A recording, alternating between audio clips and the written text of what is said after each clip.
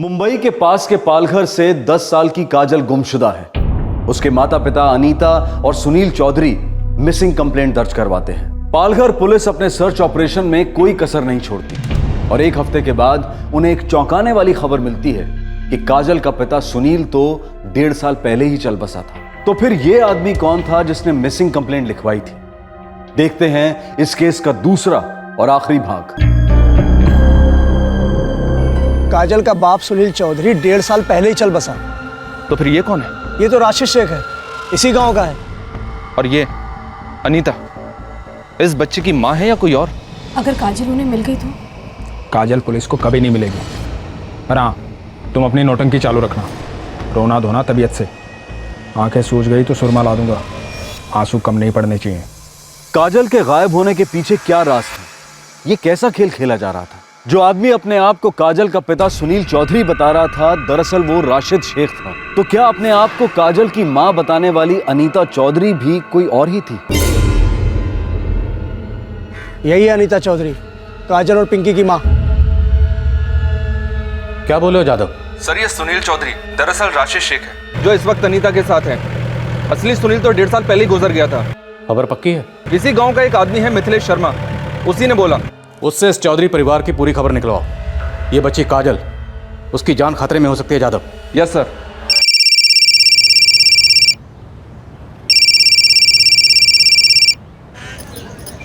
Hello, Anita ji, Tilakbag police station से constable Kamle बोल रहा हूँ। मिली मेरी बेटी? जी आपको थाने आना होगा। काजल की कोई खबर है क्या? जी आप थाने आ जाइए, काजल की खबर आपको इंस्पेक्टर साहब ही बताएंगे।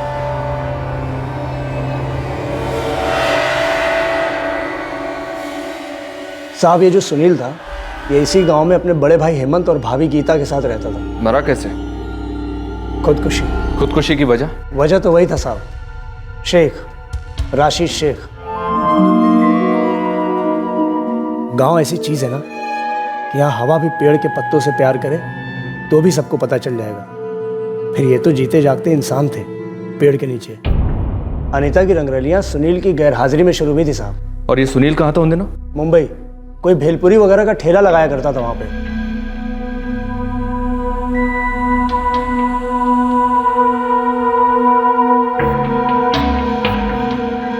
ये जो पिंकी है, दूसरी बेटी, इसके पैदा होने के पहले सुनील अनीता और काजल को लेकर मुंबई गया था। कब की बात है ये? यही कोई 6-7 साल पहले। लेकिन तब उसकी कमाई उतनी नहीं थी तो बीवी बच्चों को साथ रख सके। मतलब अनीता और काजल एक बार पहले भी मुंबई आकर रह चुके हैं? हाँ साहब। फिर सुनील ने अनीता और काजल को वापस गांव भेज दिया और यहाँ अनीता का चक्कर चला राशिद के साथ। फिर पिंकी के पैदा होने के बाद कहीं जाकर सुनील को सच्चाई का पता चला। अच्छा, सुनील का भाई हेमंत और उसकी पत्नी गीता अब इस गांव में क्यों नहीं है? और उसकी बहन नंदिनी कहाँ है? वो सब मुरादाबाद रहते हैं अब, क्यों गए पता नहीं। लेकिन वो लोग अनीता और उसकी बच्चियों को यहीं गांव में ही छोड़कर चले गए साहब। इसके बाद तो अनीता का खुल्लम खुल्ला चलने लगा राशिद के साथ। और अभी 2 महीना पहले अनीता, उसकी बच्चियां और राशिद गांव से गायब हो गए एक साथ। राशिद का परिवार है? हाँ साहब, है ना। बीवी है फरीदा, एक बच्चा भी है। वो जानती है सबके बारे में? फरीदा राशिद के चक्कर के बारे में शायद जानती थी, पर हम में से किसी को नहीं पता था कि ये पार्टी भाग कर गई कहाँ। अब पता चला है, मुंबई। जी साहब, ये राशिद मेरे शौहर। ये आजकल पालघर में है, मुंबई के पास। हमें उससे क्या फर्क पड़ता है? जब ये यहाँ था तब भी अनीता का ही था। तुम जानती थी अनीता के बारे में? बदनामी की बू छुपाई नहीं छुपती। गांव का बच्चा बच्चा जानता था, पर कोई क्या कर सकता था। अनीता के शौहर ने तो एक ही साथ जान दे दी, पर मेरी जान तो इसमें अटकी हुई है। इसीलिए रोज थोड़ा थोड़ा मर लेती हूँ किश्तों में। तुमने बात की कभी अनीता से या कोई झगड़ा? जब अपना ही सिक्का खोटा हो तो किसी और से क्या कहना। अनीता की जगह कोई और भी तो हो सकती थी। कुछ पता चला मेरी काजल का साहब?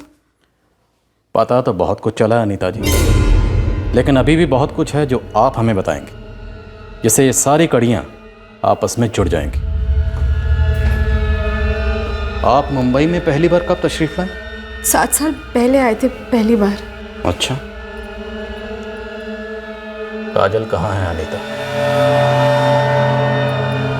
ये तो मैं आपसे पूछना चाहती हूँ। 8 दिन हो गए मेरी बच्ची को। कोई बच्ची गुम नहीं है तुम्हारी। तुमने अपनी बच्ची को खुद कहीं छुपाया है। कहाँ है वो? नहीं साहब, ये क्या कह रहे हैं आप? एक्टिंग मत करो और ये अपना ये नमकीन पानी संभाल के रखो।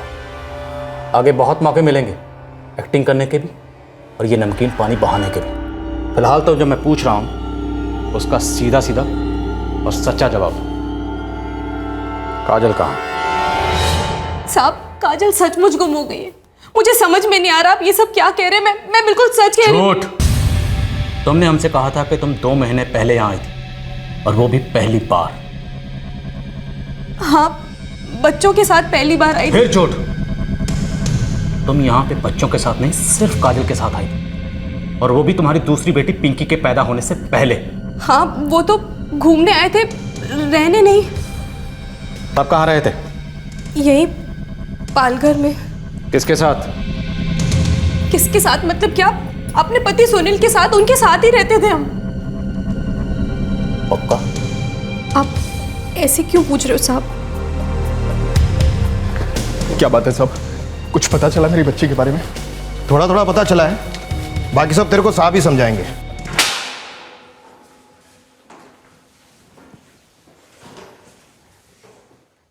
क्या हुआ साहब? कोई कुछ बता ही नहीं रहा है। हमें भी कोई कुछ नहीं बता रहा, इसलिए फिर से पूछ रहा हूं। नाम क्या बताया था अपना? सुनील चौधरी साहब। सुनील चौधरी, तुमने तो कहा था कि फतेहपुर में तुम्हारा कोई रिश्तेदार नहीं है। दरअसल रिश्तेदार हैं साहब, पर फतेहपुर में कोई नहीं है। कहाँ है? साहब, उनसे हमारी ज्यादा बातचीत नहीं है। कौन कौन है? बड़े भैया हैं हेमंत भैया, भाभी हैं गीता भाभी, उनके 2 बच्चे हैं ऋषभ और गायत्री। एक बहन भी है साहब, नंदनी, उसका निकाह हो चुका है। निकाह? शादी मतलब 7 फेरे साहब। 7 फेरे? सुनील चौधरी यहां तो फेरे पर फेरे नजर आ रहे हैं। तुम इलेक्ट्रिक शॉप में किसके साथ काम करते हो? सुनील के साथ साहब। वो अनीता का पति? हाँ। सुनील नाम है उसका? पूरा नाम क्या? सुनील चौधरी। हाँ? सुनील चौधरी। सुनील चौधरी 1, सुनील चौधरी 2, सुनील चौधरी 3। साहब, अब इसके बाद हाथ से नहीं, हथौड़े से तोड़ूंगा और तुम्हारे मुंह में एक दांत नहीं बचेगा। नहीं साहब। तो आखिरी बार पूछ रहा हूं, अनीता के पति का नाम क्या है जो तुम्हारे साथ इलेक्ट्रिक शॉप में काम करता है? साहब, वो सुनील चौधरी नहीं है, वो राशिद शेख है। सुनील चौधरी, तुम भूल गए हो, फतेहपुर में तुम्हारी एक रिश्तेदार है। ये इससे बातचीत होती है या नहीं? राशिद शेख, काजल कहाँ है? साहब, मैं मानता हूँ कि मैं सुनील नहीं राशिद हूँ, पर मुझे सच में नहीं पता कि काजल कहाँ है। वो वाकई गुम हो गई साहब। राशिद मेरा पुराना दोस्त है, वो अनीता से शादी करना चाहता था, इसलिए मैंने उसके लिए अपने यहाँ नौकरी देखी और फिर वो लोग यहाँ आ गए। उन दोनों ने काजल के साथ क्या किया, बोलो। नहीं साहब, कुछ नहीं किया। काजल गुम हुई है, राशिद सच कह रहा है। अपने आप को सुनील बताकर इतना बड़ा झूठ बोलने वाला राशिद शेख सच कह रहा है? साहब, राशिद अपने आप को सुनील यहाँ मुंबई में सिर्फ इसलिए कहता है क्योंकि अनीता ऐसा चाहती है। तो कौन से वाले सुनील चौधरी के साथ तुम पहली बार मुंबई आई थी? मैं कुछ समझी नहीं साहब। मतलब असली वाला सुनील चौधरी या उस राशिद शेख के साथ जिसे तुमने मुंबई लाकर राशिद शेख से सुनील चौधरी बनाया? नंबर 1 या नंबर 2? अनीता, तुमने और राशिद ने जरूर काजल के साथ कुछ किया है। जल्दी बताओ, तुम दोनों ने मिलकर उसके साथ क्या किया? काजल सचमुच गुम हो गई साहब। हाँ, हमने झूठ कहा। हाँ, हमने कहा कि राशिद ही सुनील है, पर काजल के बारे में हमने कुछ झूठ नहीं कहा साहब। मैं कसम खा के कहती हूँ। इश्क के सामने किसकी चलती है साहब? अनीता से हो गया तो हो गया। मेरी बीवी फरीदा से इश्क तो दूर की बात साहब, तमीज से बात करने की गुंजाइश नहीं थी। और तुम्हारे इस लाइलाज इश्क के मर्ज ने सुनील चौधरी की जान ले ली। क्यों?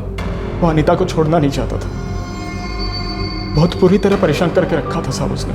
इतना परेशान कि इस परेशानी को दूर करने के लिए सुनील को मारकर तुम खुद सुनील चौधरी बन गए और यहां आकर पालघर में रहने लगे और फिर काजल के गुम होने का ड्रामा करने लगे। नहीं नहीं साहब, मैंने अपना नाम सुनील इसलिए रखा ताकि काजल और पिंकी का जन्म प्रमाण पत्र ना बदलना पड़े। मैंने वही किया साहब जो अनीता चाहती थी। राशिद को सुनील बनाना मेरी मजबूरी थी साहब। मुझे पिंकी और काजल का स्कूल में दाखिला करवाना था और उनके जन्म प्रमाण पत्र में सुनील का नाम था। अब अगर अचानक से राशिद के नाम का सर्टिफिकेट आता तो 100 सवाल उठते, और अगर मैं राशिद से शादी करती तो भी वही मुसीबत। इसलिए मेरे ही कहने पर राशिद सुनील बनने को राजी हो गया। साहब, हमने जो कुछ भी किया सिर्फ काजल और पिंकी की भलाई के लिए किया। सर, उसका वोटर आईडी कार्ड पर नाम राशिद शेख ही है। हमने ये झूठ काजल और पिंकी के लिए ही बोला। साहब, हमारी बच्ची काजल का कुछ पता चला? क्या कहा? हमारी बच्ची काजल? वो तुम्हारी कुछ नहीं लगती, वो तुम्हारी बेटी नहीं है। वो अगर तुम्हारे लिए कुछ है तो सिर्फ रास्ते का कांटा है। नहीं नहीं नहीं नहीं साहब, यकीन मानिए इतना बेरहम आदमी नहीं हूँ साहब। दोनों बच्चियों को अपनी सगी बच्ची माना है साहब मैंने। हाथ जोड़ती हूँ साहब, मेरी काजल को ढूंढकर मुझे वापस लौटा दीजिए। मैं उसके बगैर मर जाऊंगी साहब। रहम कीजिए, मेरी काजल भोली प्यारी बच्ची है साहब, उसके साथ कुछ गलत नहीं होना चाहिए। रहम कीजिए साहब। सुनील का भाई हेमंत और उसकी बहन नंदनी कहाँ रहते हैं? मुझे सिर्फ इतना मालूम है कि वो मुरादाबाद में कहीं रहते हैं। बाकी उनका अता पता मुझे नहीं मालूम। उन्होंने मुझसे सारे रिश्ते नाते तोड़ दिए और मैंने उनसे, पर काजल उनके पास कभी नहीं जाएगी साहब। झूठ का पूरा पिटारा खुल गया था, लेकिन काजल के गायब होने की सच्चाई अभी तक सामने नहीं आ रही थी। काजल की मां अनीता और उसके प्रेमी राशिद ने पुलिस के सामने झूठ का एक जाल बुना था, लेकिन झूठ के धागों में भरोसे की मछली कभी नहीं फंसती। जाल टूट ही जाता है। पुलिस को शक था कि राशिद और अनीता ने खुद काजल को गायब करवाया था, लेकिन कोई ठोस सबूत फिलहाल हाथ नहीं लगा था। काजल केवल 10 साल की बच्ची थी, 1 हफ्ते से गायब थी। यह जाहिर होने लगा था कि वो अकेले तो कहीं नहीं जा सकती, तो फिर वो कहां थी?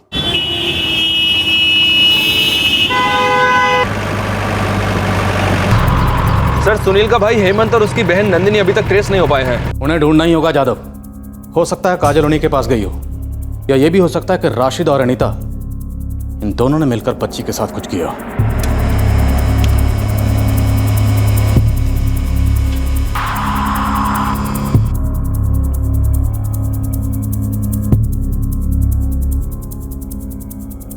साहब, सुनील चौधरी की डेथ रिपोर्ट देखी, सुसाइड का केस था।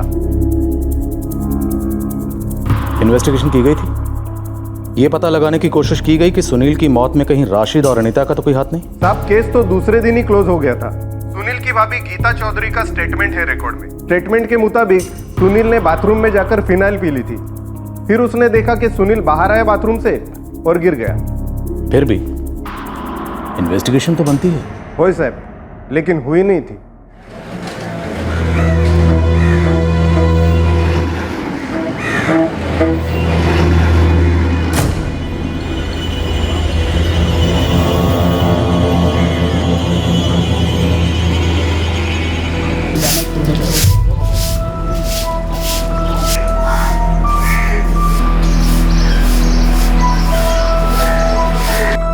साहब, अनीता और राशिद दोनों के फोन रिकॉर्ड चेक किए, कहीं से कुछ भी नहीं मिल रहा है। साहब, आपके ये 2 हीरो राशिद और गिरीश दोनों के पीछू मैंने मेरे 2 खास कौवे लगा दिए हैं। अभी तक कोई काएं की नहीं है उन्होंने। सर, मैंने चाली वाली औरतों से भी बातचीत की है, किसी को भी नहीं लगता कि राशिद और अनीता का कोई गेम वेम होगा। तो क्या सच में कोई काजल को उठा ले गया है?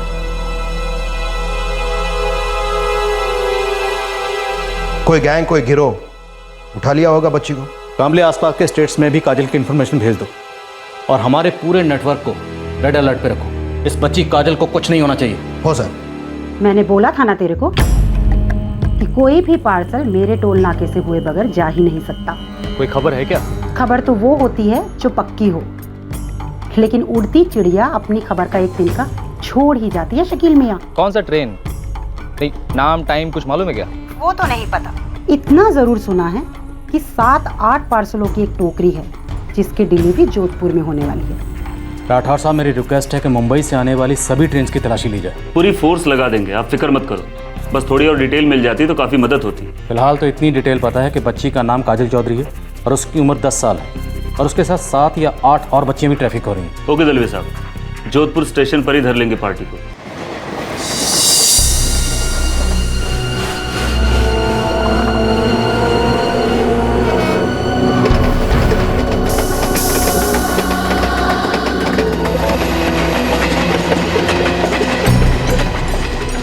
काजल की तलाश में पुलिस की रडार में एक ऐसा ट्रैफिकिंग नेटवर्क आया जिसमें नाबालिग बच्चियों को जोधपुर भेजा जा रहा था।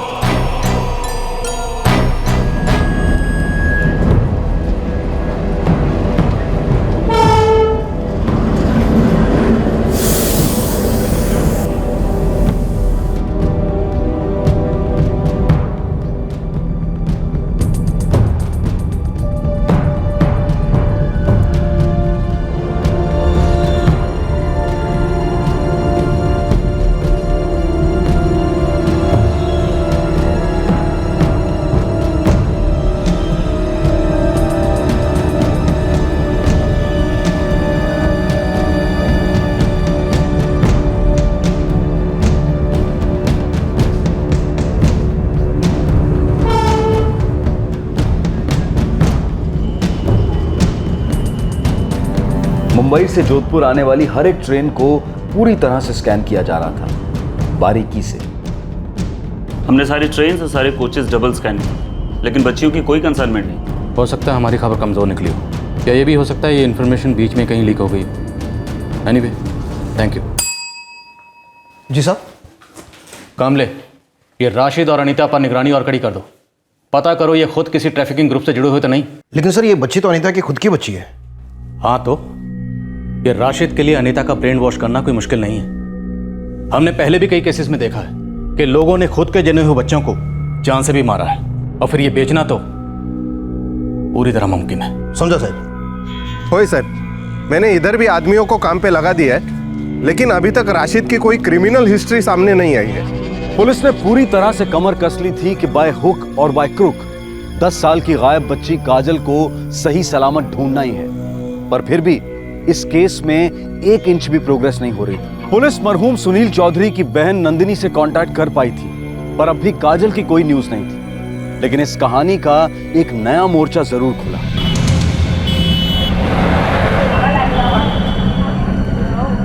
साहब, ये वही नंदिनी है फतेहपुर वाली जिसका भाई सुनील जहर पीकर अल्लाह को प्यारा हो गया था। ठीक है, एड्रेस SMS कर। लगता है नंदिनी ठाकुर मिल गई हमें।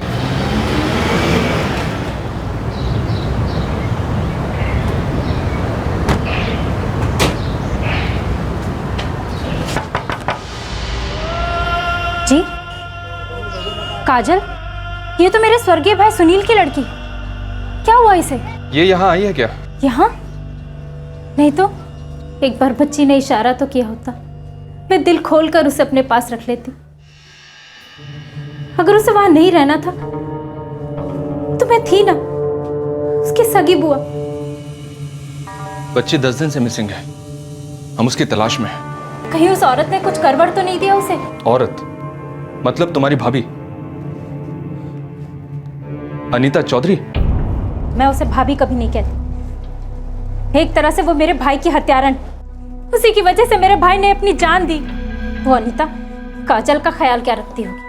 उसे तो फुर्सत ही नहीं मिलती होगी राशिद से। बच्चे जितने सुनील के थे उतने ही अनीता के भी तो है ना। सिर्फ काजल मेरे भाई की, पिंकी नहीं। वो मेरे भाई की नहीं है। भाई की नहीं है मतलब राशिद की है? बस मेरे भाई की नहीं। अब राशिद वाशिद किसकी है ये मुझे नहीं पता, पर पिंकी का पैदा होना ही मेरे भाई की मौत का कारण। आपको कुछ और पूछना हो तो आप मेरे बड़े भाई हेमंत से क्यों नहीं बात करते?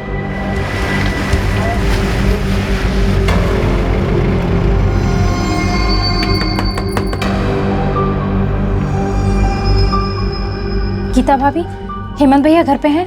हाँ है, पर हुआ क्या है? काजल यहाँ आई है। काजल गायब हो गई? जी हाँ, 13 जुलाई से गुमशुदा है।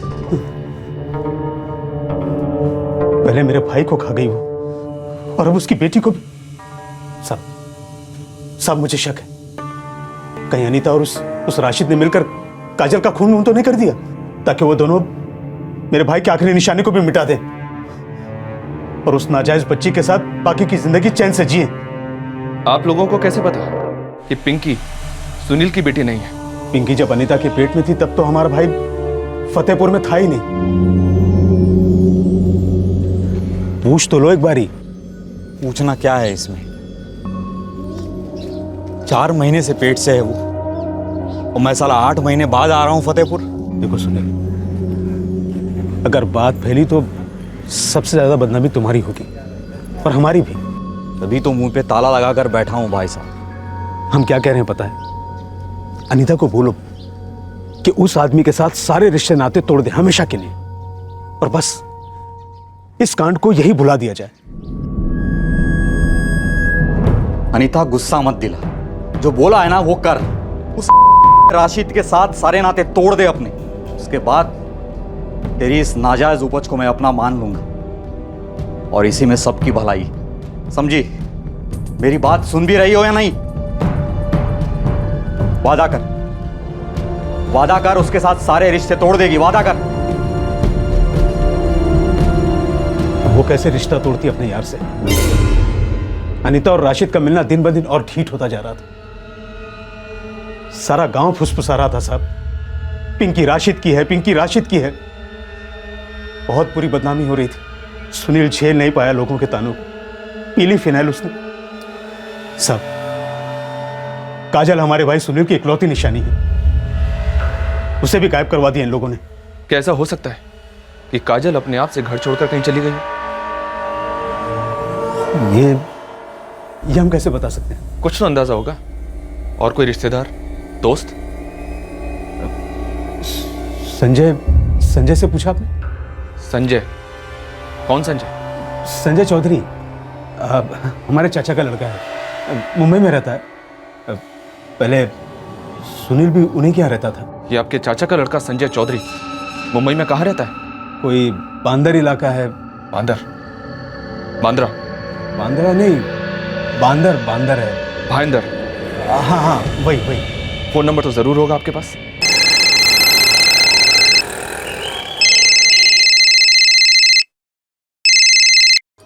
हेलो, विद्या, हेमंत बोल रहे हैं मुरादाबाद से। प्रणाम भाई साहब। संजय है घर में? जी नहीं भाई साहब, वो तो ठेले पे गए हैं। एक बात पूछना चाह रहे थे तुमसे। सुनील की बच्ची हमारी काजल कहीं तुम्हारे यहाँ तो नहीं है ना? हाँ भाई साहब, काजल यही है।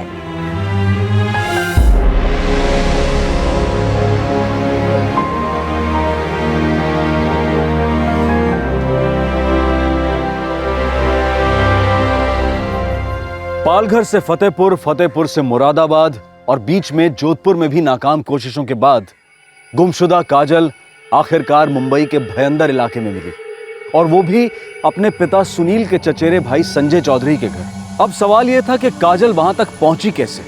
यह केस अभी खत्म नहीं हुआ था, एक और मोड़, एक और ट्विस्ट अभी बाकी था।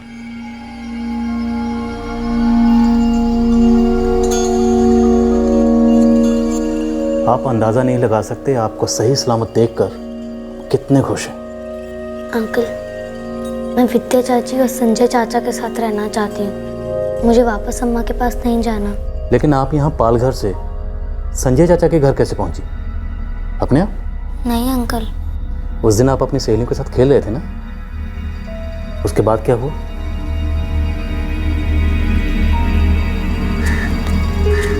अंकल कितने बजे?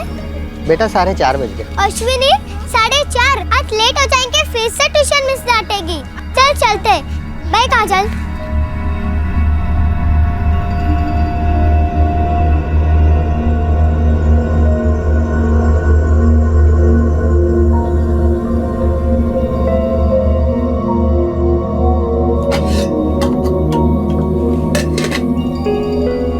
अरे काजल, सुन। क्या हुआ अम्मा? चल मेरे साथ।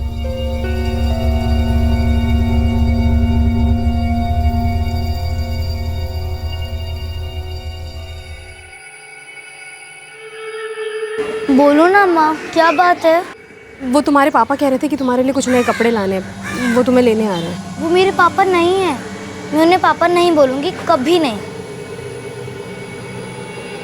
अंकल, वो राशिद बुरा आदमी है। क्यों? क्यों बुरा बेटा? क्योंकि वो मेरे पापा नहीं हैं। मेरे पापा अच्छे थे। राशिद मुझे मारता था, मैंने कुछ नहीं किया तो भी मारता था। अम्मा रोकती नहीं थी उसे? अम्मा भी उसके जैसी हो गई। मुझे तो अम्मा को अम्मा कहने में भी अच्छा नहीं लगता है। अब वो सिर्फ पिंकी की अम्मा है। आगे क्या हुआ? ये राशि तुम्हें वहां लेने आया था? गिरीश चाचा आए थे।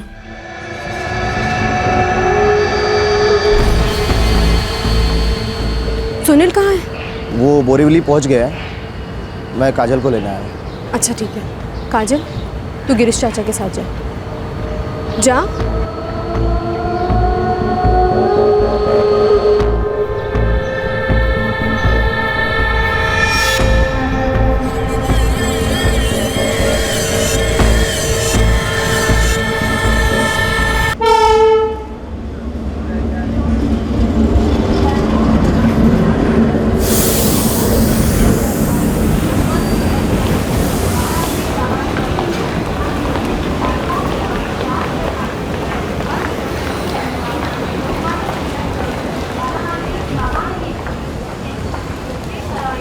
अच्छा सुनो बेटा, क्या गिरीश चाचा? मेरा ना बहुत ज़रूरी काम निकला है तो मैं तुम्हारे साथ बोरीवली नहीं आ पाऊंगा। मुझे यहीं से वापस जाना होगा, ठीक है? तो मैं अभी उतर जाता हूँ, तुम आगे चली जाओ और बोरीवली में तुम्हारे पिताजी मिल जाएंगे, ठीक है ना? हाँ, ये रख लो। नमस्ते, आप कहाँ जा रही हो? क्यों? ये मेरी भतीजी है काजल। क्या है ना, इसके पिताजी मेरे भाई सुनील बोरीवली में इसका वेट कर रहे हैं, तो आप प्लीज जरा ध्यान रखेंगी। बोरीवली आ जाए तो इसे बता देना प्लीज।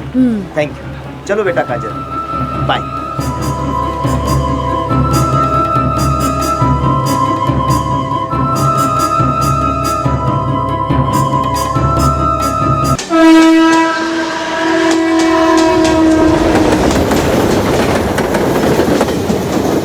बेटा, नाम क्या है तुम्हारा? काजल।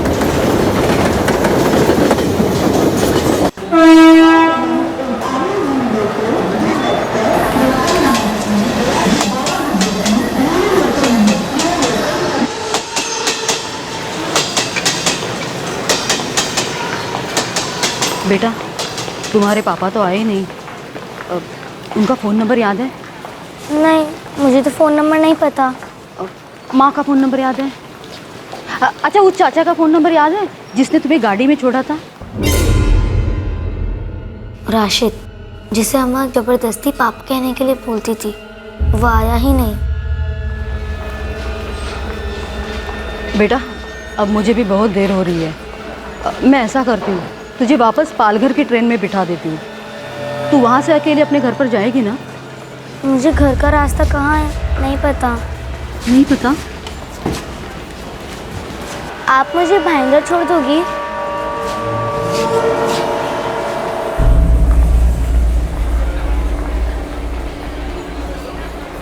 चल बेटा, चलते हैं। मैंने टिकट ले ली है।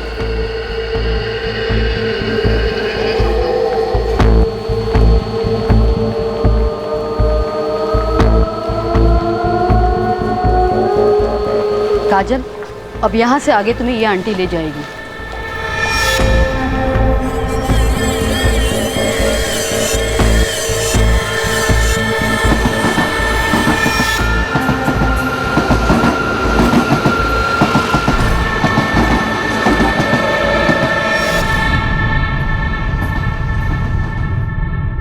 वो आंटी बहुत अच्छी थी। उन्होंने मुझे एक दूसरी आंटी से मिलवाया, जो फिर मुझे भाईंदर ले गई।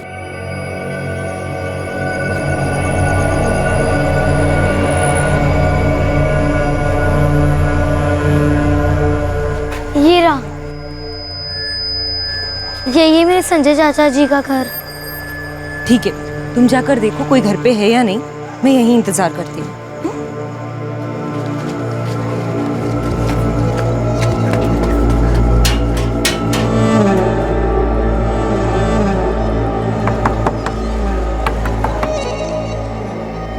विद्या चाची। अरे तू सुनील भैया की काजल है ना? तेरी माँ अनीता कहाँ है? थैंक यू आंटी, मिल गया, यही घर है। Bye bye.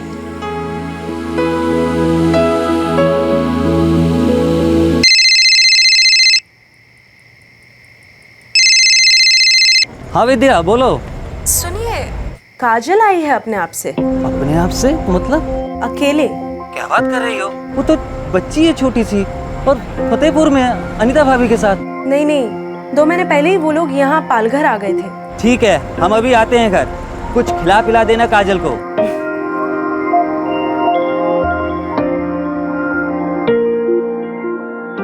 हमको सारी हिस्ट्री समझ आ गई साहब। अनीता भाभी को काजल से छुटकारा चाहिए था, इसलिए उसको अकेला छोड़ दिया ट्रेन में। सोचा होगा कहीं गुम हो जाएगी, लेकिन किशन जी की कृपा देखो न्यारी, सीधा अपने चाचा के घर पहुंचा दिया। अब से ये बच्ची हमारी बिटिया है साहब, एक बाल बांका न होने देंगे हम इसका। काजल बेटा, आप संजय चाचा के घर पहुंची कैसे? आप तो इनके घर कई साल पहले गई थी, तब तो आप और भी छोटी थी। तो इनका घर याद कैसे रहा आपको? मेरे पापा सुनील चौधरी मुझे बहुत घुमाते थे। वो पूरा इलाका मुझे याद है, एक एक घर, एक एक दुकान, सब। बहुत मज़ा आता था। पापा मुझे कभी आइसक्रीम दिलाते थे तो कभी कुछ और एक एक जगह का नाम बताते थे। तभी मुझे भाईंदर याद हुआ। और हमने आपको कहाँ कहाँ नहीं ढूंढा, लेकिन अच्छा हुआ आप सीधे ऐसी जगह पहुंचे, ऐसे लोगों के बीच जो आपको बहुत प्यार करते हैं। चल खड़ी हो उधर। बार बार क्यों बुला लेते हो साहब? क्या हुआ साहब? मेरी काजल मिली?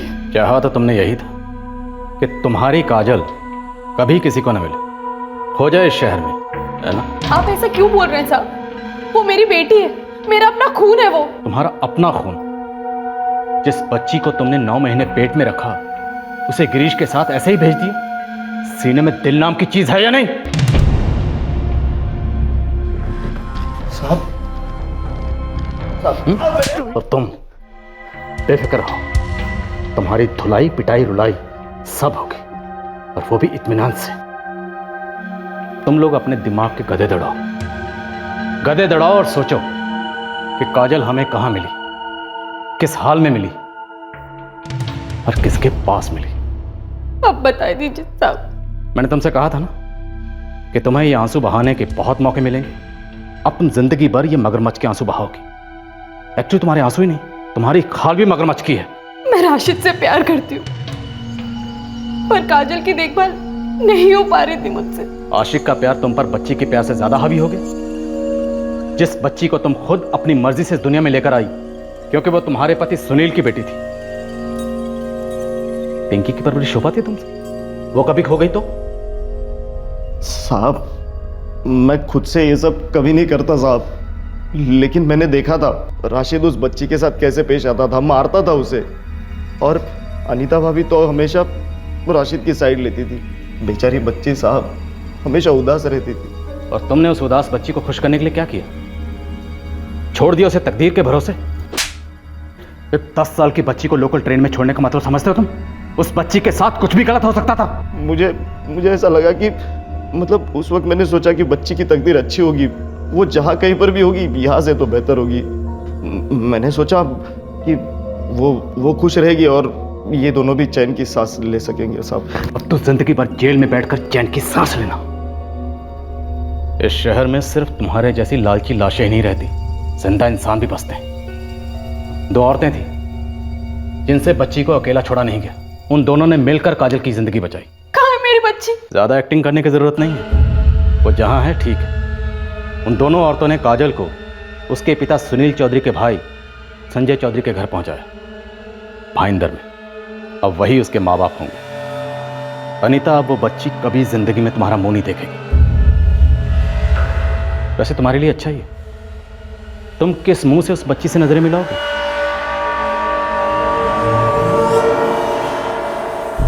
संजय चाचा ने मेरा अच्छे स्कूल में दाखिला करवाया है।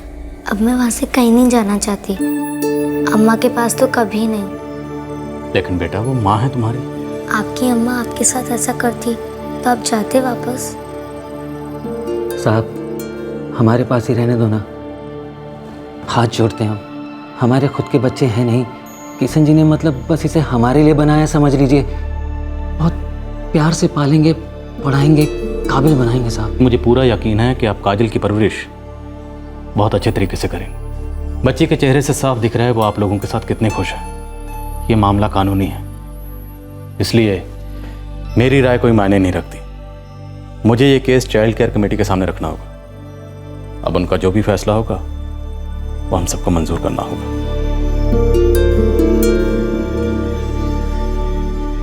चाइल्ड केयर कमेटी ने 2 मिनट से भी कम वक्त में फैसला ले लिया। वो तुम जैसे लोगों से मिलना भी बेकार समझते हैं। अब से काजल संजय और विद्या चौधरी के साथ ही रहेगी, इंसानों के बीच, इंसानों की तरह।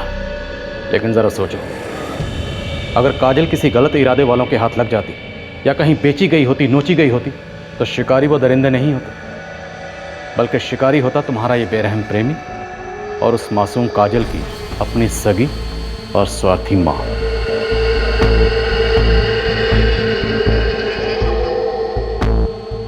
अम्मा काजल दीदी कहाँ है?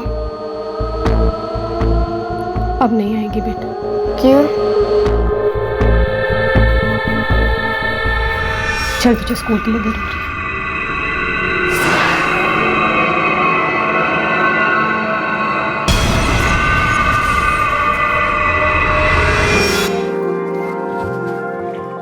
बाय चाचू।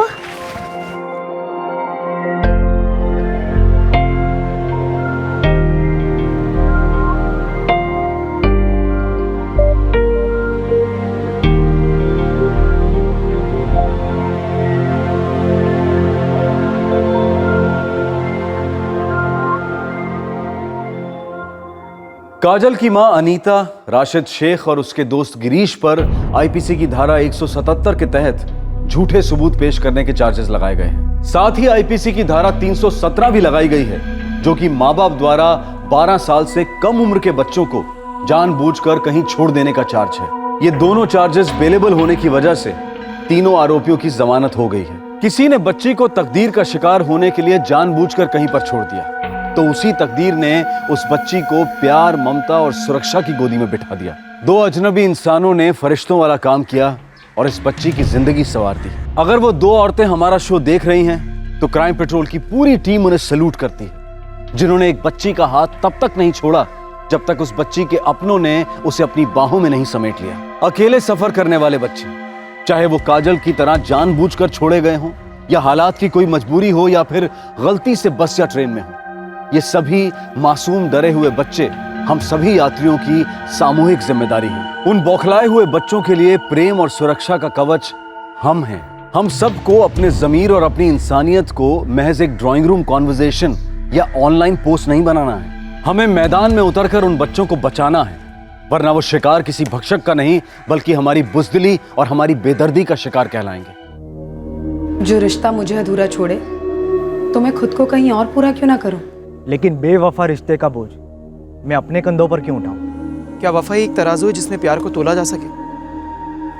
क्या वफाई सब कुछ है? और नहीं तो क्या।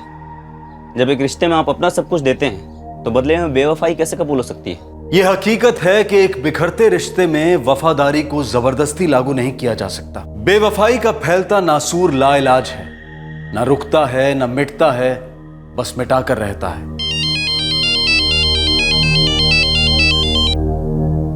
हाँ विवेक, बोलो। जब कोई आपको आपके पीठ पीछे हो रही बातें बताता है, तब शक होता है कि कहीं वो आपको गुमराह तो नहीं कर रहा है, कोई साजिश तो नहीं रच रहा है, या कहीं वो सच तो नहीं बोल रहा है। जैसे तुम घर से निकले वो आ जाता है और तुम्हारे आने से ठीक पहले वो निकल लेता है। भाई लोचे है, देख ले। तेरी भाई उर्मिला के बारे में झूठ बोल के मुझे क्या मिलेगा? मुझे गलत मत समझ यार, लेकिन जो गलत हो रहा है उसके बारे में कुछ कर।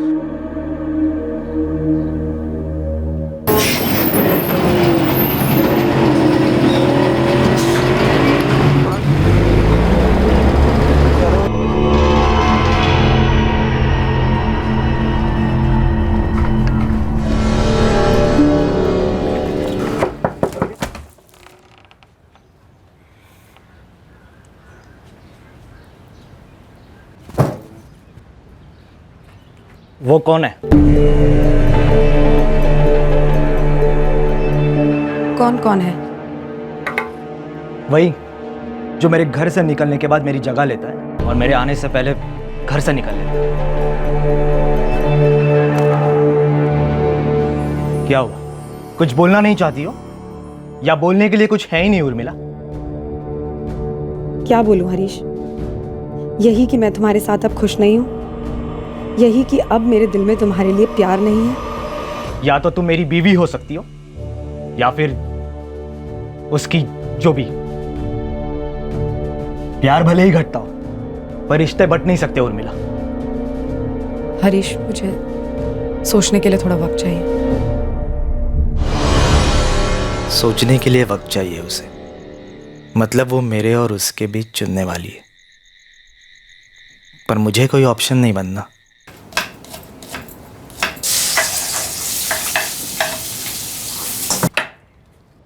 उर्मिला, मेरे घर से निकल जाओ।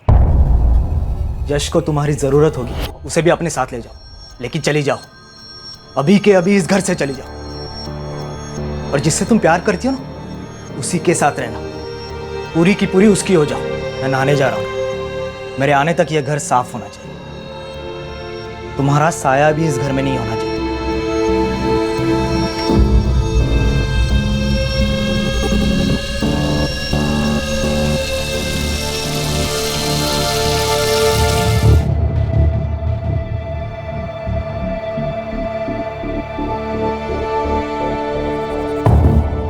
मैं उस आदमी का ना नाम जानना चाहता था ना ठिकाना। वो कोई भी हो सकता था, खोटा तो मेरा सिक्का निकला था।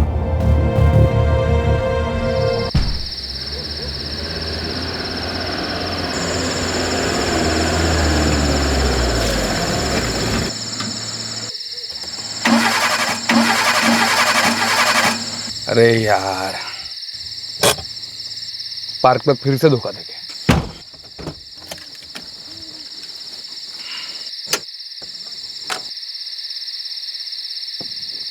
टाइम लगेगा क्या? यार नेहा, तू मैकेनिक के साथ शादी क्यों नहीं कर लेती? कुछ भी बोलते हो। और नहीं तो क्या यार, तू भी।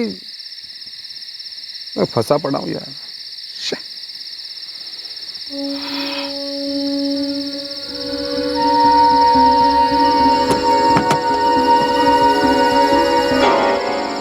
पंकज, अब क्या हुआ? वो आदमी कौन आदमी है? कहाँ?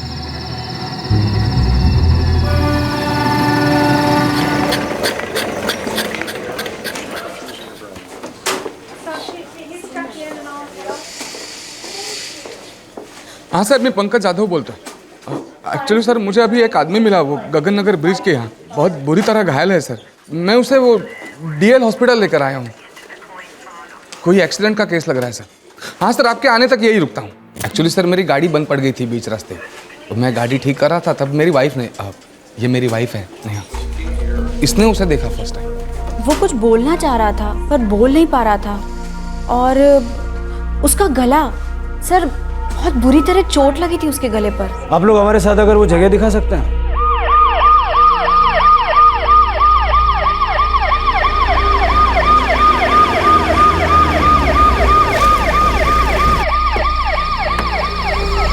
इधर ही सर, इधर ही। हाँ, ये क्या, यहाँ पे ना ये ऐसा गिरा हुआ था।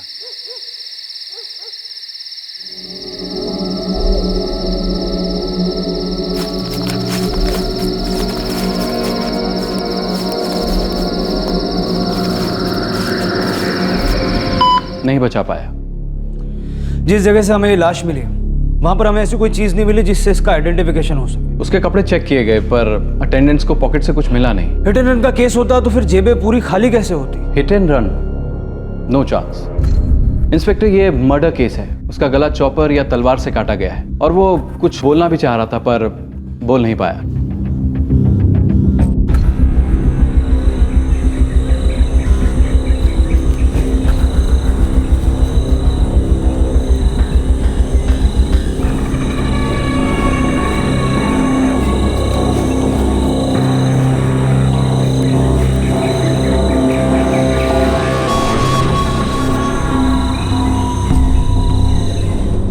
ब्लड सैंपल में अल्कोहल के ट्रेसेस मिले और जहर भी। तो मौत जहर की वजह से हुई? नहीं, पॉइजन की मात्रा अधिक है बॉडी में, लेकिन मौत हुई है हेमरेज से। मतलब पहले जहर देकर मारने की कोशिश की गई? चूहे मारने वाला जहर था बॉडी में। विक्टिम की एज 23 से 24 के बीच। अब तक कोई क्लू नहीं मिला है। लगता है ब्लाइंड केस रजिस्टर करना पड़ेगा। रिश्ते के कांटे को रास्ते से नहीं बल्कि दुनिया से ही हटा दिया गया। शिनाख्त की सारी निशानियां मिटा दी गई ताकि कांटा निकालने वाले को कानून कभी चुभे ना।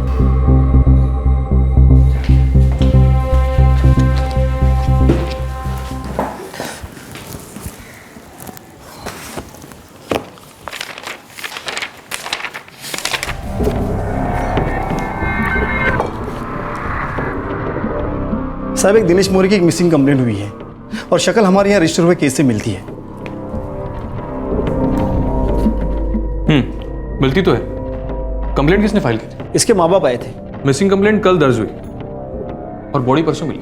कल रात को बोल के गया था कि किसी फ्रेंड के घर जा रहा है। साहिब, वो कल रात से घर नहीं आया है और उसका फोन भी नहीं लग रहा है। आपका बेटा दिनेश मोरे काम क्या करता है? जी वो फोटोग्राफर है। कई मराठी अखबार में उसके फोटो भी छपते हैं। ठीक है, आपकी मिसिंग कंप्लेंट दर्ज कर देता हूँ।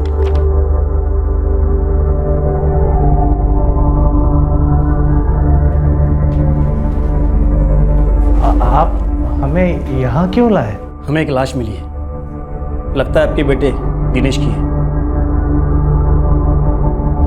ठीक है कुलकर्णी, अब फाइल भेज दीजिए। इस केस की आगे की इन्वेस्टिगेशन हम लोग करेंगे। ठीक है पाटिल, ना क्राइम स्पॉट से कुछ मिला है ना लाश पर से, लेकिन इस दिनेश मोरे का सेल नंबर है मिसिंग कंप्लेंट में। रिकॉर्ड्स निकलवाता हूँ सर।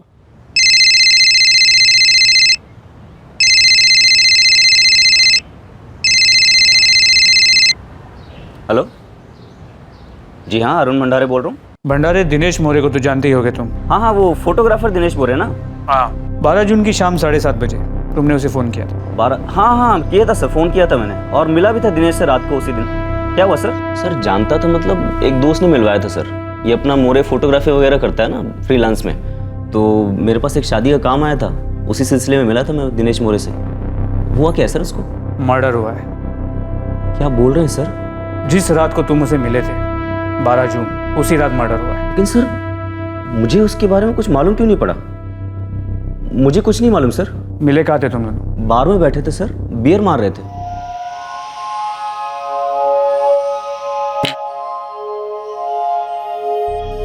बियर के बाद क्या हुआ? पता नहीं सर, मैं अपने घर के लिए निकल गया और दिनेश मोरे अपने घर के लिए।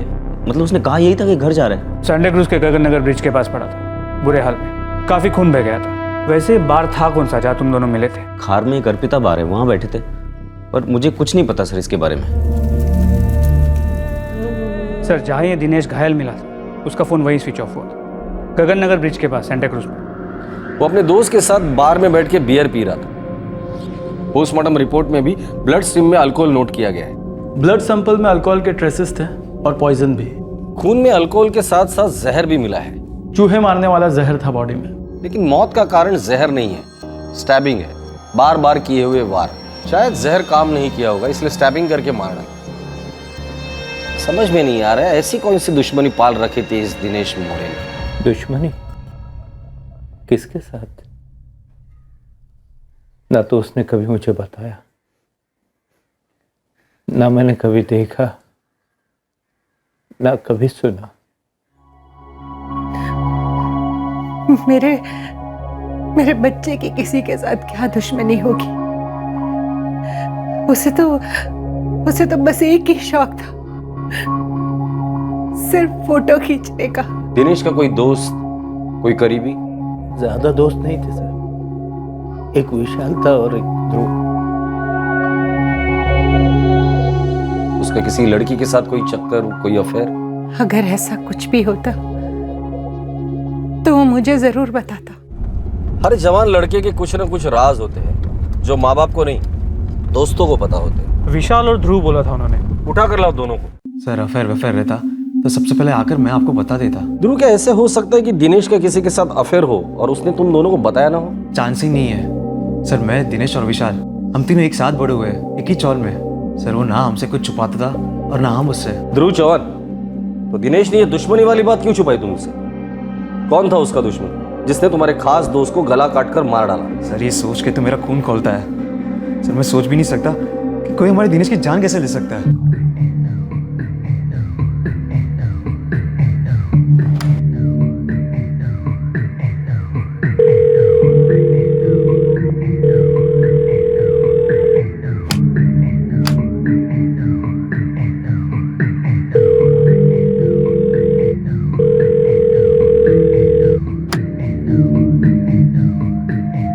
हाँ साहब, दिनेश और मैं करीबी दोस्त थे। दिनेश का कोई करीबी दुश्मन था? दिनेश को किसने मारा होगा और क्यों? कुछ गलत किया होगा शायद उसने। क्या गलत किया होगा? पता नहीं सर, पक्का कुछ पता नहीं। ठीक है, जो कुछ कच्चा पता है वही बता दे। सर दिनेश का अफेयर था। तो क्या मैंने तुझे कभी ये कहा कि मुझे उससे मिलने से मत रोक? देख देख भाई देख, मैं जानता हूँ कि तू ये चाहता है कि मैं रिश्ते से पीछे हट जाऊँ। वो मैं समझ सकता हूँ, शायद तेरी जगह मुझे भी यही लगता। लेकिन क्या उर्मिला भी यही चाहती है? अगर उर्मिला ने मुझसे कहा ना कि दिनेश तेरे मेरे बीच में जो भी हो खत्म, तो मैं जबान देता हूँ, खत्म। क्या रे दिनेश, क्या लफड़ा ये? पूछ मत यार, दिमाग की दही हो गई है। उर्मिला कौन है ये?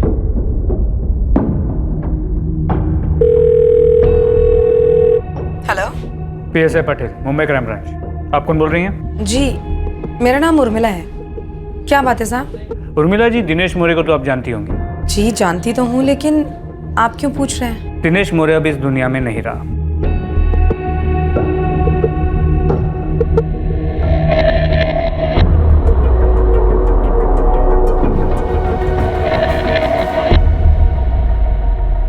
विशाल, ये उर्मिला कौन है? सर दिनेश ने कभी उसके बारे में कुछ ज़्यादा बताया नहीं। है यार कोई? है कोई का क्या मतलब? अरे बता क्यों नहीं रहा है, कौन है ये उर्मिला? अपने चौल में तो कोई उर्मिला नहीं रहती। क्यों, कहीं पे लिखा है क्या मैं चौल से बाहर वाली लड़कियों से दोस्ती नहीं कर सकता? अब तेरी इस उर्मिला से सिर्फ दोस्ती तो नहीं लगती। बताना कैसे मिला, कहाँ मिला? 2-4 बार बात हुई फ़ोन पर और फिर मिले। मिले मतलब उल्टू मिले? शादीशुदा है क्या? छोड़ना यार, कुछ और बात करते हैं। सर उस दिन के बाद दिनेश ने कभी वो वाली बात छेड़ी नहीं सर। मतलब तुम जो फोन वाला झगड़ा बता रहे हो वो शायद दिनेश का उर्मिला के पति के साथ हुआ होगा, करेक्ट?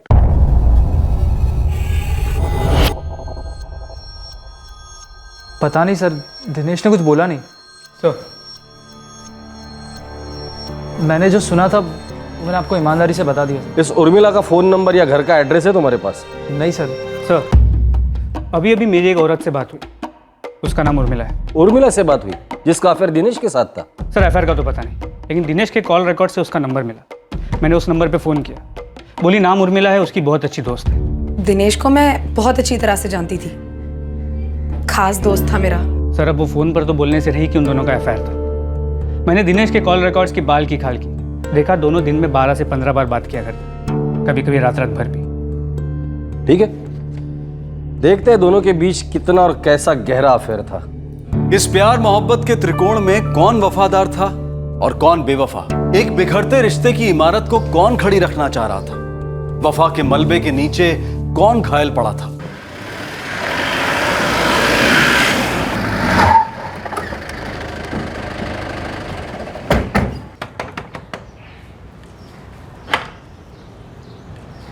उर्मिला जी, जी आपके और दिनेश मोरे के बारे में कुछ बात करनी थी। यश बेटा, जरा बाहर जाके खेलो।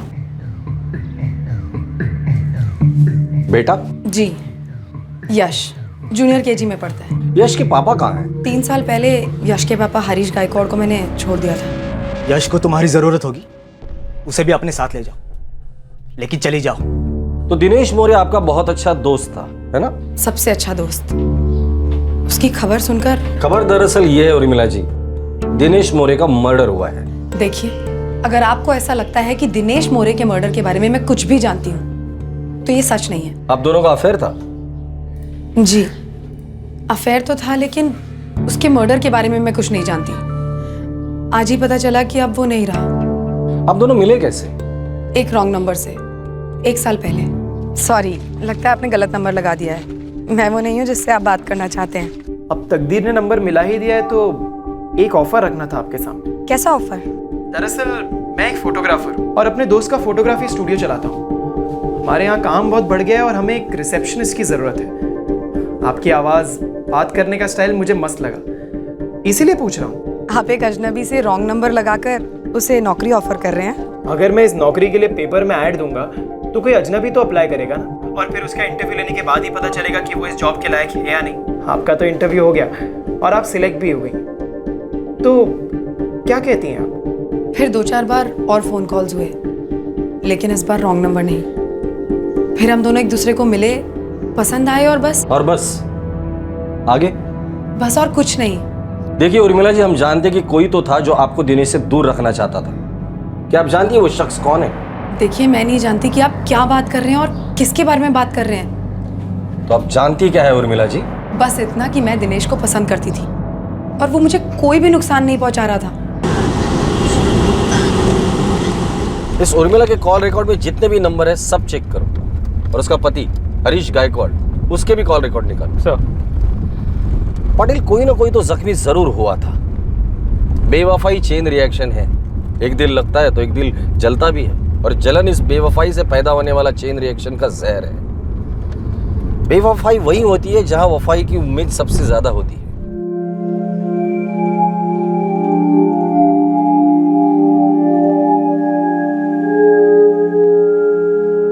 जी सर, अभी पहुंच रहा हूं। नहीं सर, मैं किसी दिनेश मोरे को नहीं जानता था। उर्मिला को तो जानते होंगे, कभी तुम्हारी बीवी हुआ करती थी वो। अगर सच में उसे जाना होता तो या तो वो मेरी बीवी होती या हमारी कभी शादी नहीं हुई होती। मेरे लिए वो बिल्कुल अजनबी है। मेरे बेटे यश की कोई बात हो तो बोलिए, मैं उससे कभी भुला नहीं पाया। तुम्हारा बेटा यश और तुम्हारी बीवी दोनों सलामत है। एक बात बताओ, 3 साल पहले तुम्हें उर्मिला ने क्यों छोड़ा था? उसने मुझे नहीं छोड़ा था, मैंने उसे घर से बाहर निकाला था। क्यों निकाला था? क्योंकि घर 2 लोग मिलकर बनाते हैं, तीसरे के आने से वो कुछ और ही बन जाता है। पर तीसरा आ गया तुम्हारे घर में, बड़े तीर चले होंगे ना सीने पर? हाँ चले, पर दिल को जख्मी नहीं, खाली कर दिया उन तीरों ने। जब उर्मिला ने मुझसे वक्त मांगा ताकि वो मेरे और उसके बीच में चुनाव कर सके, वो आखिरी तीर। प्यार का हर एक कतरा साफ हो गया दिल से, और मैंने उसे घर से साफ कर दिया। दूसरे दिन घर से निकाल दिया मैंने उसे। तब से आज तक मैं उससे नहीं मिला हूं। दिनेश मोरे की शक्ल याद है तुम्हें, या उस पहले वाले आशिक की? उनसे कभी फोन पर बात नहीं हुई और ना ही मुलाकात। उर्मिला तुम्हारे बच्चे की माँ थी, और बच्चों को माँ की जरूरत होती है, इसलिए शायद माँ के आशिक को तुमने मारा हो। सर, अगर आपको मेरे खिलाफ कोई भी सबूत मिले तो मुझे गिरफ्तार कीजिए, फांसी दे दीजिए, लेकिन प्लीज़ मेरे सूखे जख्मों को पूरे दिए मत। मेरा जवाब नहीं बदलेगा, पर आपका वक्त ज़रूर बर्बाद होगा। चलता हूँ सर।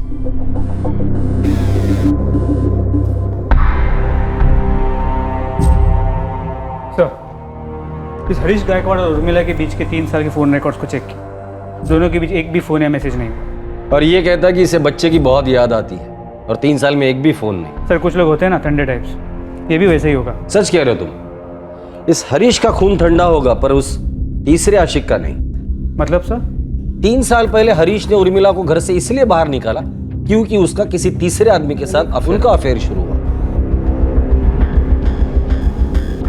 तब ये तीसरा आशिक घायल हुआ होगा, और उसने जख्म का बदला कत्ल से लिया होगा। सर, लगता है तीसरा शायद यहाँ मिलेगा। उर्मिला के कॉल रिकॉर्ड में एक नंबर उस आदमी का जरूर होगा। दिनेश के साथ उसका फोन पर झगड़ा हुआ था, मतलब दिनेश के कॉल रिकॉर्ड में भी उसका नंबर होगा। सर, लगता है हमें हमारा तीसरा आदमी मिल गया।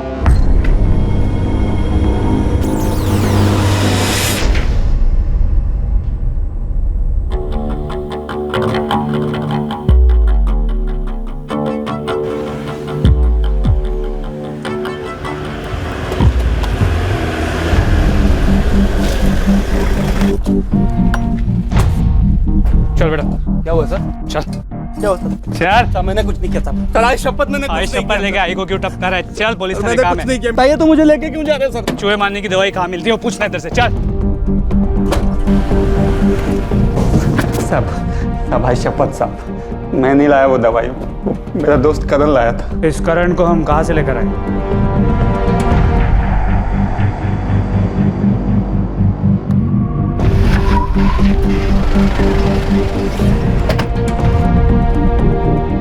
क्या ऐसे स्टैचू कैसे बन गए? भागेगा नहीं हमसे? चल। काय झालं साहेब? आपके इस चूहे ने आपके दुकान से चूहे मारने की दवाई चुराई। चल ये आला।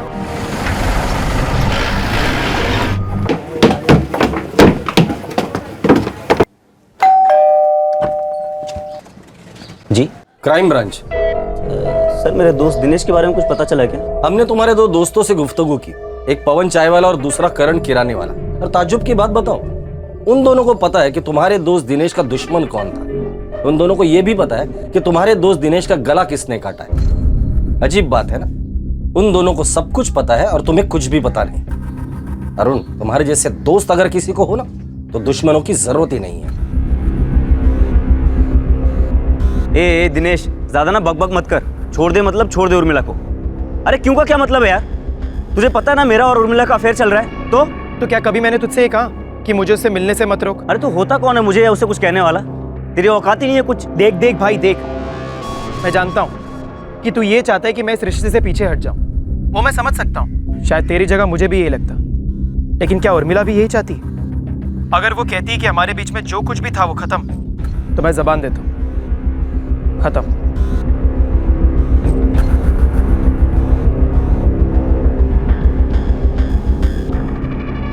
उर्मिला तो एडी है क्या? कैसे सोच सकती कि इस चक्कर को छुपा लेगी मुझसे? तो फोन और एसएमएस की जगह अगर कोई नया एप्लीकेशन भी इस्तेमाल करती है ना उस दिनेश से टच में रहने के लिए, तो बेवकूफ मुझसे छुपा नहीं है ये। कुछ छुपाया होगा तभी तो छुपेगा ना अरुण।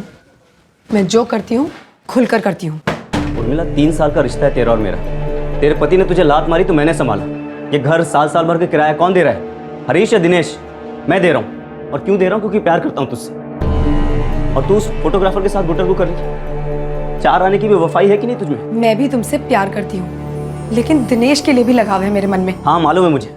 इतने सालों का प्यार, इतने सालों की देखभाल सब ठुकरा कर तू उस दिनेश के साथ चली जाएगी, है ना? अरुण, मैं क्या करना चाहती हूँ क्या नहीं, ये तय करने के लिए मुझे सोचना पड़ेगा, और सोचने के लिए मुझे थोड़ा वक्त चाहिए। मुझे पक्का पता था दिनेश ने अगर उसको हाथ दिया है तो मेरा हाथ जरूर छोड़ देगी। जैसे तुम्हारे हाथ आगे बढ़ाते ही उसने अपने पति का हाथ छोड़ दिया था। बराबर है ना? जैसे तुम घर से निकले वो आ जाता है, और तुम्हारे आने से ठीक पहले ही वो निकल लेता है। भाई लोचा है, देख ले। तेरी वाइफ उर्मिला के बारे में झूठ बोल के मुझे क्या मिलेगा?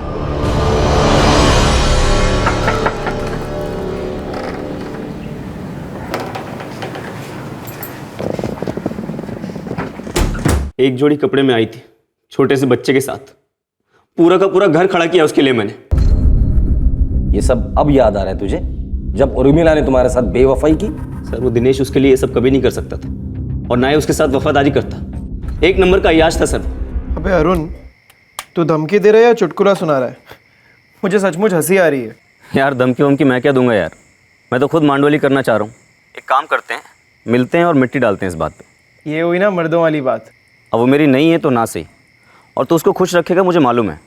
बस ये है कि एक बार फेस टू फेस बैठ के सब क्लियर कर देते हैं। अरे यार मैं भी तो वही चाहता हूँ। हाँ तो फिर मिलते हैं आज। आज? हाँ अभी। मैंने उस शाम को अपने सेठ से गाड़ी उधार ली थी।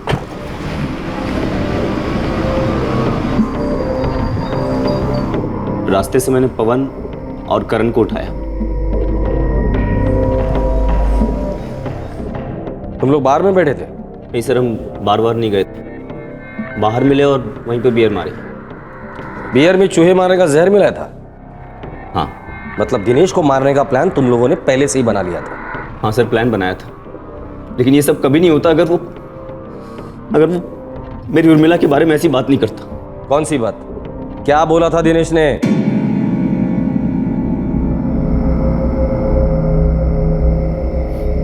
क्या रे अरुण, अपने दोस्त लोग को साथ में लेकर आया मेरे को ताकत दिखाने के लिए? काहे की ताकत यार, इनको भी बियर पीनी थी तो आ गए साथ में। मुझे ना दिनेश तुझसे एक ही सवाल पूछना है, ये उर्मिला को लेकर तेरा इरादा क्या है? अरे यार अरुण, अरे तू उर्मिला का प्रेमी है, बाप जैसे सवाल काय को कर रहा है? क्योंकि एक सच्चा प्रेमी एक बाप की तरह देखभाल करता है अपनी औरत की, जैसे मैंने उर्मिला और यश की। देख यार, तेरा प्यार सच्चा है, अरे मेरा प्यार तो झूठा भी नहीं है। अगर तेरे को इतना दर्द हो रहा है तो मैं पीछे हट जाता हूँ यार। इतनी आसानी से पीछे हट जाएगा? ये बियर है, ठीक है, ठंडी है, बुलबुले दे रही है, मैं इसे पी रहा हूँ। ये मेरा रिश्ता है इस बियर के साथ। एक बार बियर खत्म हो जाएगी तो बॉटल फेंक दूंगा और नई बॉटल ले आऊँ।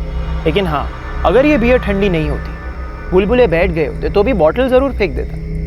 मतलब बॉटल फेंकनी है। साफ साफ बात करना यार, अभी और कितना साफ बोलूं तेरे को? देख, ये बियर की बॉटल और तेरी उर्मिला में मेरे लिए कोई फर्क नहीं। जब तक मजा है तब तक रिश्ता है, एक बार मजा खत्म रिश्ता खत्म। लेकिन हाँ, जब तक ठंडी है, बुलबुले दे रही है, अरे मेरे को पी लेने दे।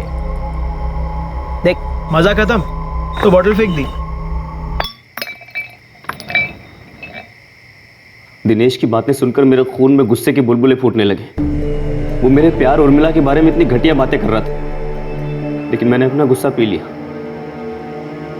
और अब बारी थी दिनेश की जहर पीने की। सुनने में अच्छा तो नहीं लग रहा जब तू बोल रहा है, लेकिन सुकून है कि कम से कम तूने अपने दिल की बात रखी। अब ना ये फैसला मैं उर्मिला पे छोड़ दूंगा। तेरे और मेरे बीच की जो दुश्मनी थी वो खत्म। अरे होनी भी नहीं चाहिए यार। और वैसे भी दुनिया में ऐसी कोई लड़की नहीं है जिसकी वजह से दो दोस्तों में दुश्मनी हो। सही कहा। तो इसी बात पे एक और बियर हो जाए, ठंडी बुलबुलाती हुई। अरे ये हुई ना बात।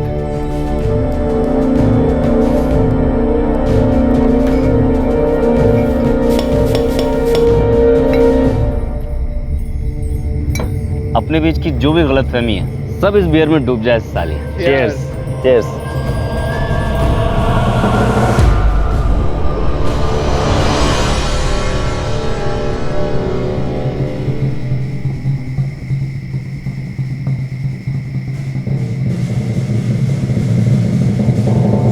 बोला मेरी उर्मिला बियर जैसी है, एक बार बुलबुला खत्म तो उठा के फेंक देगा साला।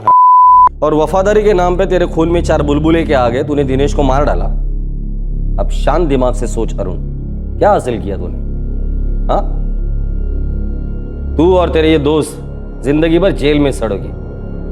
क्या अब भी तो उर्मिला से वफादारी की उम्मीद करता है?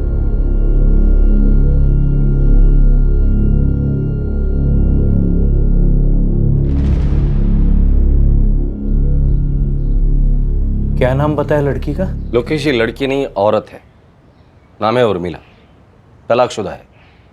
उसका और एक प्रेमी था, अरुण भंडारे। आपके बेटे दिनेश का कत्ल इसी अरुण ने किया। हमारा बेटा इस उर्मिला से प्यार करता था? मालती जी, प्यार का तो मुझे पता नहीं, पर हाँ, इन दोनों में रिश्ता जरूर था।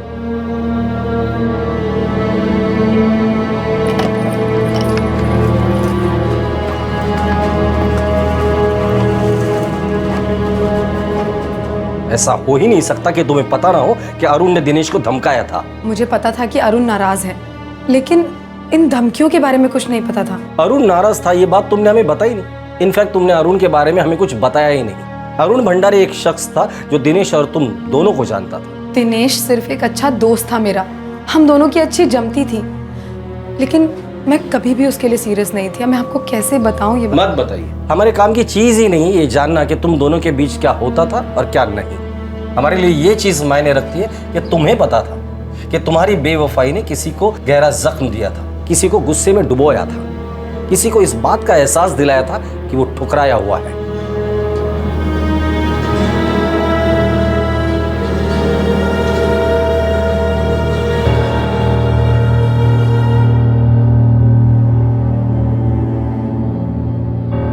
अरुण भंडारे और उसके साथीदार पवन और करण को आईपीसी की धारा 302 के तहत हत्या के लिए, धारा 363 के तहत अपहरण के लिए, धारा 328 के तहत आपराधिक इरादे से किसी को जहर या कोई नशीली दवा देकर नुकसान पहुंचाने के लिए और धारा 34 के तहत कॉमन इंटेंशन के लिए बुक किया गया है। फिलहाल तीनों कानूनी हिरासत में हैं। हर इंसान को जिंदगी बतौर चुनौती कभी न कभी एक आईना दिखाती है। हरीश गायकवाड़ को आईने में साफ नजर आया कि उसकी पत्नी किसी और से प्यार करती है। उसने क्या किया? उसने उर्मिला को जाने दिया। और यही सच्चाई जब जिंदगी के आईने ने अरुण को दिखलाई तो उसने देखने से इनकार कर दिया। अपने विवेक और जमीर दोनों की आंखों पर पट्टी बांधकर वो सबसे बड़ा जुर्म यानी कि कत्ल करने पर उतर आया। तीसरी ओर दिनेश मोरे, इस नौजवान को आईने ने बखूबी इत्तला दी थी कि भले ही वो उर्मिला से प्यार नहीं करता, लेकिन उर्मिला का उस पर प्यार किसी और के प्यार का गला घोट रहा था। दिनेश को पता था कि वो खतरे से खेल रहा है, लेकिन वो उर्मिला के साथ खेलता रहा। टूटा रिश्ता अक्सर घायल भावनाओं का दर्पण होता है। रिश्तों में दर्द देने वाला खुद दर्द से नहीं बच सकता। बेहतर यही होता है कि दर्द को अपनी मंजिल ना बनाएं। घायल प्रेमी नया रास्ता चुने और अलविदा कहें उस रिश्ते को जो उस दर्द की जड़ है। आपसे फिर मुलाकात होगी क्राइम पेट्रोल सतर्क में एक और नए केस के साथ। तब तक अपना ख्याल रखें, सुरक्षित रहें, स्वस्थ रहें और याद रखें, सही वक्त, सही कदम, सतर्क रहें। जय हिंद। इस तरह के और भी एपिसोड देखने के लिए हमारे चैनल को सब्सक्राइब करें और बेल आइकन दबाना ना भूलें।